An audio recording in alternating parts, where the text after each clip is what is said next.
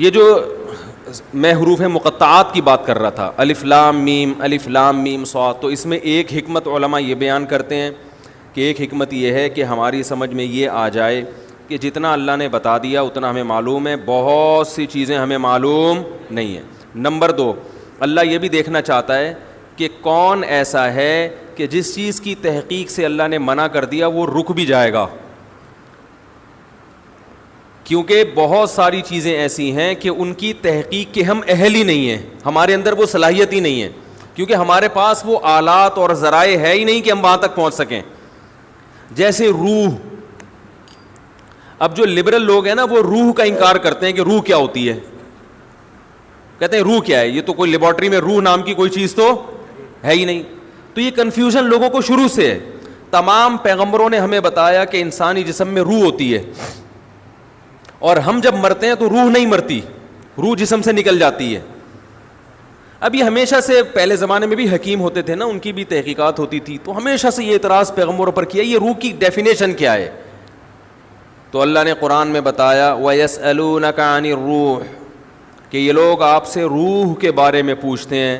قُلِ الرُّوحُ مِنْ أَمْرِ رَبِّي، ان سے کہہ دیں روح کیا ہے یہ تو ہم نہیں تمہیں بتائیں گے، کیونکہ تمہارے دماغ میں روح کو سمجھنے کی صلاحیت ہے ہی نہیں۔ یہ بتا دیتے ہیں کس کی طرف سے ہے،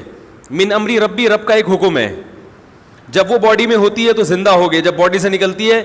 بالکل وہی اسٹرکچر ہے، لیکن نہ دیکھتا ہے، نہ سنتا ہے، نہ بولتا ہے، نہ چلتا ہے، کسی کام کا نہیں ہے وہ۔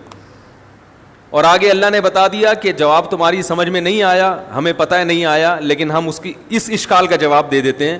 کہ ہم نے ایسا جواب دیا جو تمہاری سمجھ میں نہیں آیا۔ وجہ اس کی یہ نہیں ہے کہ ہمارا جواب غلط ہے، وجہ اس کی یہ ہے کہ تمہاری صلاحیتیں محدود ہیں۔ وَمَا أُوتِيتُم مِّنَ الْعِلْمِ إِلَّا قَلِيلًا، اللہ نے تمہیں علم نہیں دیا مگر بہت تھوڑا۔ یہ جو انسان کائنات کو مسخر کر کے بیٹھا ہوا ہے اور کہہ رہا ہے میرے پاس اتنی نالج، میں نے یہ کر لیا، میں نے یہ کر لیا، اللہ کہتے ہیں یہ بہت تھوڑا ہے، اصل تو دیا ہی نہیں ہے۔ آج جو ریسرچ ہے نا، وہ جو چیزیں اس کائنات کے جو راز ہیں ان کے مقابلے میں وہ ریسرچ سمندر کے قطرے کے برابر بھی نہیں ہے، سمندر جیسے سمندر کے مقابلے۔ اب آپ دیکھیں آج سے 150 سال پہلے جو سائنسدانوں کی ریسرچ تھی وہ سمجھتے بہت ریسرچ ہو گئی ہے، ایسا ہی ہے نا، وہ سمجھتے تھے بہت تحقیق ہو گئی ہے۔ اب اگر کوئی پرانے زمانے کا سائنسدان آئے بولے بھائی ہم تو بالکل ہی فارغ تھے، ہمیں تو کچھ پتہ ہی نہیں تھا، ایسا ہی ہے نا، تو ایسا ہی 200 سال کے بعد ہمیں بیوقوف سمجھیں گے، وہ بولیں گے یار یہ 4G استعمال کرتے تھے، اتنے بیوقوف لوگ۔ یہ ایسا ہی ہے جیسے ہم جہاز میں بیٹھتے ہیں تو گدھے پہ جو جا رہے ہیں ہم اس کو بیوقوف سمجھتے ہیں نا، ارے یہاں بیٹھے اور 2 گھنٹے میں سعودی عرب اتر گئے، اور ایک آدمی گدھے پہ بیٹھ کے آ رہا ہو، تو ہم کہیں گے نا یار یہ کیسے لوگ ہیں، گدھے پہ تو کئی سال لگ جائیں گے اس کو، اور اس دوران گدھا مر چکا ہوگا، دوسرا گدھا لینا پڑے گا، ٹھیک ہے۔ اور جو اس زمانے میں گدھے پہ بیٹھ کے سفر کرتا تھا وہ اپنے آپ کو بہت بڑا سائنسدان سمجھتا تھا کہ میں ایک ایسا جانور مجھے ملا ہے۔ جب پہلی دفعہ گدھا دریافت ہوا ہوگا، پہلی دفعہ، بھائی شروع میں تو انسان پیدل سفر کرتا تھا نا، جب پہلی دفعہ انسان نے کسی گدھے کو دیکھا ہوگا تو پہلے تو ڈرا ہوگا کہ یہ کہیں شیر کی طرح حملہ نہ کر دے، ہیں بھائی، پتہ نہیں اس کی پیٹھ پہ بیٹھیں گے تو ہڈی نہ ٹوٹ جائے اس کی۔ تو یہ کیا ٹرائی کی ہوگی نا، بہت سے جانور ٹرائی کیے ہوں گے، انہوں نے زیبرے کو بھی ٹرائی کر کے دیکھا ہوگا، اس نے زیبرے کی لات میں کہتے ہیں سب سے زیادہ طاقت ہے، چوپائے جتنے زمین پہ چلتے ہیں نا ان میں سب سے زیادہ پاورفل لات جو ہے نا، پچھلی لات وہ زیبرے کی ہے، وہ اگر مار دے تو جبڑا پھاڑ دیتا ہے انسان کا، کہتے اتنی پاور۔ میں تنزانیہ گیا تو وہاں ایک عالم تھے انڈیا کے، وہ عالم ہونے کے ساتھ ساتھ انہوں نے کچھ PhD وغیرہ کیا ہوا تھا جانوروں میں، یعنی علم دین بھی تھا اور دنیا کا بھی کافی علم تھا ان کے پاس، وہ جانوروں کے بارے میں کافی معلومات تھے، تو میں نے ان کو پکڑ لیا، میں نے کہا مجھے ذرا زیبرے کے بارے میں رپورٹ پیش کریں ذرا، تو انہوں نے زیبرے کے بارے میں عجیب عجیب باتیں بتائیں، اس میں ایک یہ بات بھی کہ اس کی جو پچھلی لات ہے نا، یعنی یہ اگر شکار بھی آپ نے کیا، گن سے اس کو مارا ہے، قریب گئے ذبح کرنے کے لیے تو لات سے دور رہیں آپ، یہ لات ایسی مارتا ہے کہ پھر زیبرا کھڑا ہوا ہوگا، آپ لیٹے ہوئے ہوگے، لوگ آپ کو حلال کرنے کا سوچ رہے ہوں گے، بھائی اب یہ بچنا تو ہے نہیں تو کھال کسی کام آ جائے۔ خیر، تو کیا بات کر رہا تھا یار میں، باتیں ادھر ادھر بہت ہیں.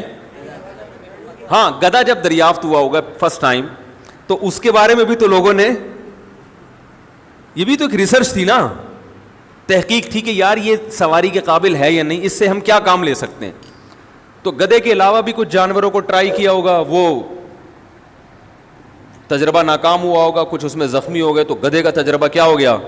کامیاب. تو اس زمانے میں جو گدھے پہ سوار ہوتا تھا وہ اپنے آپ کو ترقی یافتہ سمجھتا تھا. میں نے ایک تحقیق, پہیا جب ایجاد ہوا ہوگا تو اس سائنسدان نے اپنے آپ کو سمجھا ہوگا بہت بڑی چیز ایجاد کر لی. تو بالکل اسی طرح آج سے 200 سال کے بعد ہم جو 4G استعمال کر رہے ہیں, کچھ دیکھ رہے ہوتے ہیں, بفرنگ شروع ہو جاتی ہے, تو وہ ہمیں گدھے اور گھوڑے کے دور کا انسان سمجھیں گے 200 سال بعد والے, اور ہم سمجھ رہے ہیں کہ ہم پتہ نہیں کہاں پہنچ چکے ہیں. تو اللہ نے قرآن میں ارشاد فرمایا کہ تمہیں جو علم دیا گیا ہے وہ بہت تھوڑا ہے, بہت تھوڑا. تو جب بہت سی باتیں تمہیں معلوم نہیں ہیں, جن کی حقیقت تمہیں معلوم نہیں ہے, تو اگر روح کی حقیقت بھی تمہیں معلوم نہیں ہے تو یہ کوئی اتنی پریشان ہونے کی چیز نہیں ہے, اور یہ اسلام پہ اعتراض کرنے کی چیز نہیں ہے. کیونکہ زندگی کیا ہے اس کو تو تم خود بھی ڈیفائن نہیں کر سکتے. سائنسدان زندگی کو اب تک ڈیفائن نہیں کر سکے, حیات ہے کیا وہ خود نہیں ڈیفائن کر سکے.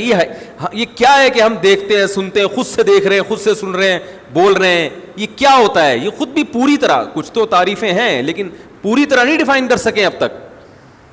تو ہمیں شریعت نے بتایا کہ ایک روح ہے جو ہلکی ہے, جس کا جسم نہیں ہے, وہ باقاعدہ باڈی سے نکلتی ہے. اور کئی لوگوں کے اپنے مشاہدات بھی ہیں جو موت کے وقت ان کے ساتھ جو منظر پیش آیا. میں اپنے ایک دوست کا واقعہ اکثر سنا